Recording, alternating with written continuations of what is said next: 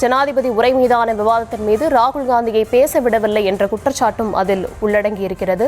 சீன ஆக்கிரமிப்பு தொடர்பாக பேச ராகுல் காந்தி முயன்றபோது அவர் தடுத்தார் எனவும் அந்த நம்பிக்கையில்லா தீர்மானத்தில் குற்றச்சாட்டு முன்வைக்கப்பட்டிருக்கிறது. மக்களவை செயலாளரிடம் நம்பிக்கையில்லா தீர்மான நோட்டீஸை எதிர்க்கட்சிகள் கொடுத்திருக்கிறார்கள். இந்த நிலையில் இது பற்றி பேசுவதற்காக திமுக எம்பி தங்க தமிழ்ச்செல்வன் இணைப்பில் இருந்திருக்கிறார். வணக்கம் சார்.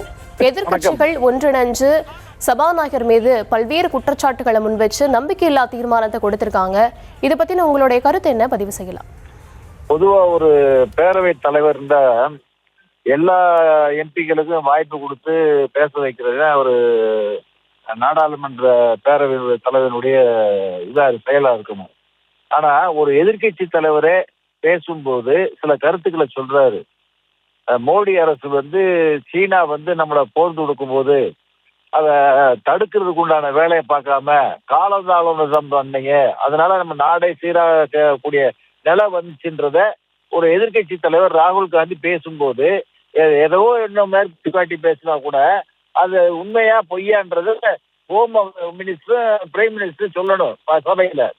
அந்த குற்றச்சாட்டவே வைக்க விடாம ஒரு 15 நாளா ஒரு பேரவை தலைவர் எங்களை பேச விடாம முடக்குன்னு நினைச்சா இது சர்வாதிகார போக்கு.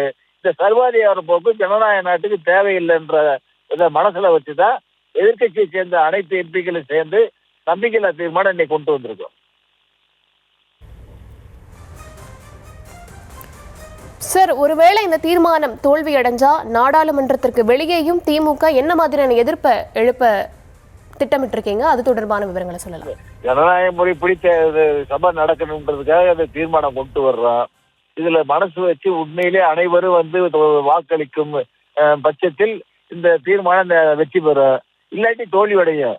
தோல்வி அடைஞ்சா கூட எங்களுடைய ஜனநாயக கடமையை நாங்க ஆற்றத்தான் செய்வோம். நாங்க பப்ளிக் கிட்ட பேசுவோம், பொது இடங்கள்ல கூட்டம் போட்டு பேசுவோம். வேற வழி என்ன இருக்கு எங்களுக்கு?